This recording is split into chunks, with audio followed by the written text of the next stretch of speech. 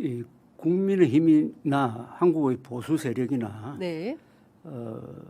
이 반대 진영보다 아주 약점이 하나 있어요. 정치를 못해요. 그런데 정치가 무너져 버리면 아무리 잘한 것도 다 무효가 되는 수가 있거든요. 네. 윤석열의 실패도 정치의 실패입니다. 네. 그런데 왜 정치에서 실패하느냐 네. 하면은 근본적인 문제가 있습니다. 어떤 겁니까? 한국의 보수에. 보수는 예. 뭐냐? 한미 동맹에 너무 의존하다가 보니까 예. 보수의 가장 중요한 가치인 자주 국방에 대한 의지가 약화가 됐습니다. 그러니까 말로는 예. 안보 걱정한다지만 그걸 행동에 옮기지는 않아요. 늘 미국에 의존하고. 그러니까 우리는 이스라엘처럼 살아야 될 나라거든요. 예. 그러니까 미국에 의존해 버리니까 핵 문제까지도 미국이 알아서 하겠지. 예. 이렇게 되면은 한국의 보수 세력은 그냥 뭐 다른 좌파 세력하고 비슷해져 버립니다. 안보를 빼면은 뭐가 남습니까? 그리고 안보를 빼면은 사람이 좀 무책임하게 됩니다. 안보라는 것은 죽고 사는 문제 아닙니까? 네, 그렇죠. 죽고 사는 문제를 남한테 맡겨놓고 그 다음에 하는 것은 이권 투쟁하는 거거든요. 이게 근원적인 문제가 있어요. 네. 근원적인. 예. 그래서 이스라엘은 그렇게 어려운 환경 속에서도 미군을 한 번도 자기 나라로 불러들인 적이 없습니다. 왜냐? 미군이 자기 나라에 오면은 국민들이 타락한다고 생각한 거예요. 네. 그런데 우리는 이승만 대통령의 참 위대한 결단에 의해서 한미 동맹이 만들어졌습니다. 이 한미 동맹 덕분에 오늘의 이 문명을 건설한 것은 아주 뭐 기가 막힌 성공이지만 거기에 너무 안주하다가 보니까 예. 또 전쟁 경험이 없는 세대로 넘어오다가 보니까 예. 자주 국방을 포기함으로써 무책임한 또는 요새는 무능한 세력화되어 버렸다. 네. 교양 부족, 그리고 아까 말씀드린 한자 포기로 인한 인문 교육의 약화, 교양 부족, 이게 한국 보수의 오늘날의 자화상을 만들고 말았습니다. 예. 그러면 지금부터라도 대한민국 보수가 좀 재건을 하려면 어디부터 어떻게 고쳐야 된다고 보십니까? 제일 시급한 것은 부정선거 음모론에서 탈출해야 됩니다. 탈출하는 정도가 아니라 예. 부정선거 음모론을 믿는 사람은 예. 일종의 제명을 해야 됩니다. 제명. 아니 황교안 총리 어떻게 해야 됩니까? 제명해야 됩니다. 황교안, 윤석열 예. 이런 분들은 제명해야죠. 제명해야 된다. 예. 제명에 준하는 예. 그런 벌을 내려야죠. 예. 아니 부정선거 음모론은 예. 지금 코로나보다 더 위험한 정신적 전염병 아닙니까? 예. 저기 한번 넘어가면은 제대로 된 생활을 못합니다. 아.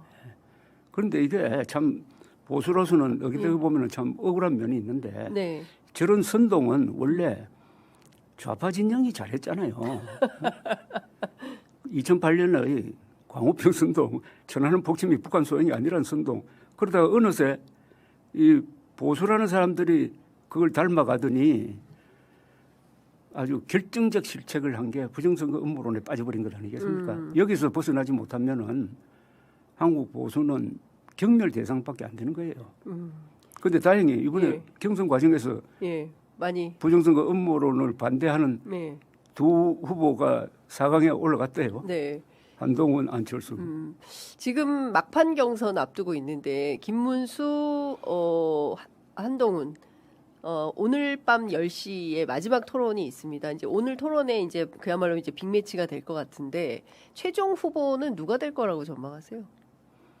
저는 누가 돼야 된다고 말하는 게 좋겠습니다. 누가 돼야 된다는 것은 보다. 그건 예언이고 예. 당위론적으로 이야기하면 당연히 한동훈 예. 후보가 예. 되어야 예. 국민의힘이 예. 살 수 있고 그 선택은 국민의힘 지지자와 국민의힘 당원의 선택입니다. 당원이 한 70만 명 되잖아요. 네. 투표 가능한 당원이. 그렇죠. 그분들이 일종의 혁명을 일으켜야 돼요. 그러니까 그 혁명이란 것은 윤석열의 그늘로부터 벗어나고 예. 음모론에서 벗어나고 예. 비상계엄을 옹호하는 그런 반헌법적 자세에서 벗어나는 자기 혁신이 있어야 됩니다. 네. 그런 과정을 통해서 예. 한동훈 후보가 대선 후보로 확정이 되면은 네. 그다음 조기 대선판은 아주 근사하게 될 거라고 생각합니다. 예. 근사하게 된다는 것은 예. 일단 탄핵의 강을 건너는 것 아닙니까? 계엄의 예. 강을 건너는 것 아닙니까? 예. 그러면은 이재명 후보와의 토론 과정 또는 거기 이준석 예. 후보가 들어올 경우에 예. 과거 이야기보다는 오늘 이야기와 미래 이야기를 할 수 있지 않겠습니까? 그리고 약간 세대 교체적인 네. 그런 주제도 만들 수 예, 있으니까요. 예.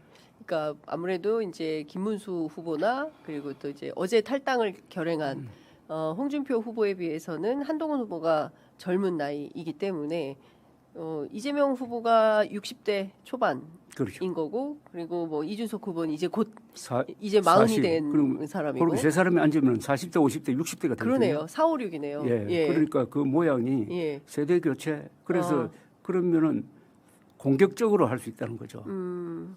그런데 그러지 않고 한덕수 또는 뭐 김문수 두 분이 후보가 되면은 그게 어떻게 되겠습니까? 네.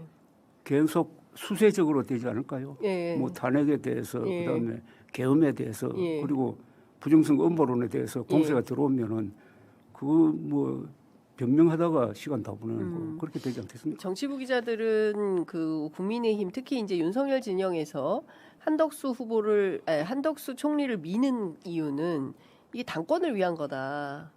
실제로 뭐 대권은 사실상 어렵다고 보는 거다. 이제 이런 얘기들을 하는데요.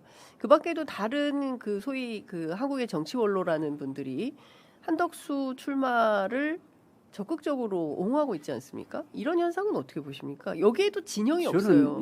저는 한덕수 권한대행의 출마의 뒤에는 윤석열의 그림자가 있다고 봅니다. 네.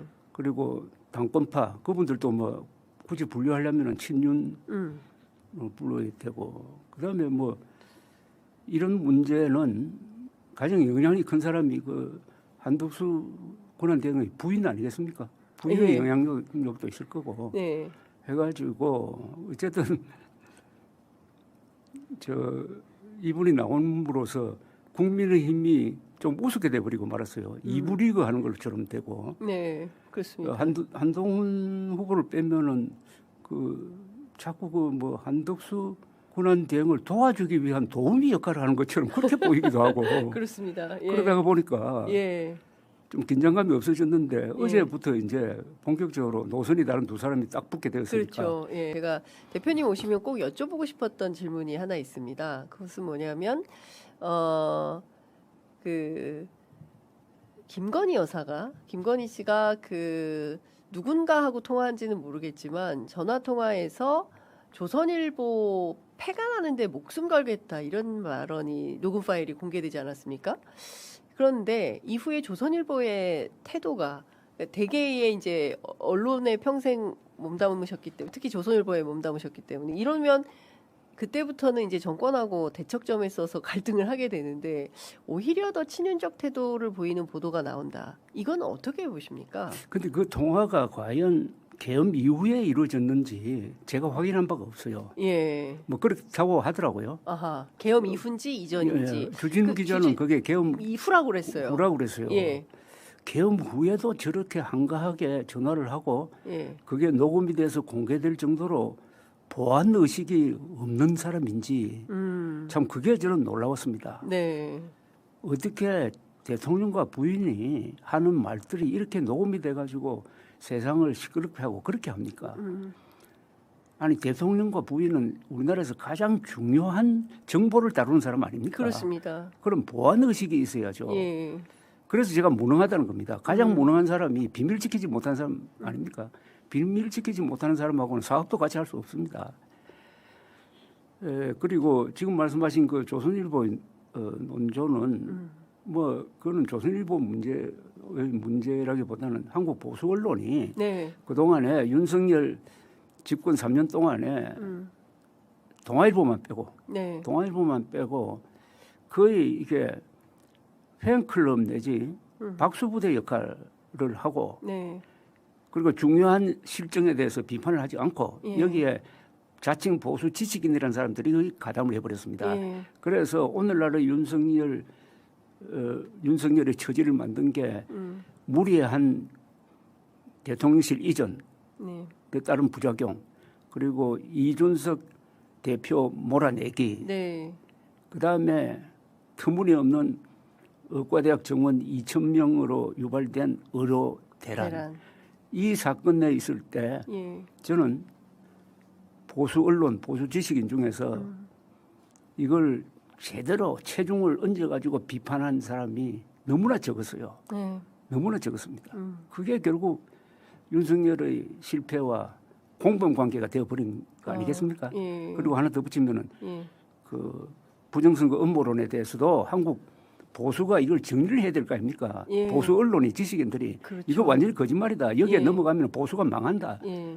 는 이야기를 안 하고 그러다 보니까 윤석열 전 대통령은 그 음모론 유튜브만 그러니까요. 듣고 있다가 알고리즘 중독에 걸려가지고 이런 사단을 일으킨 거. 예. 그래서 저는 보수 언론 지식인이 반성을 해야 됩니다. 반성해야 된다. 예. 오늘 말씀 잘 들었습니다. 감사합니다.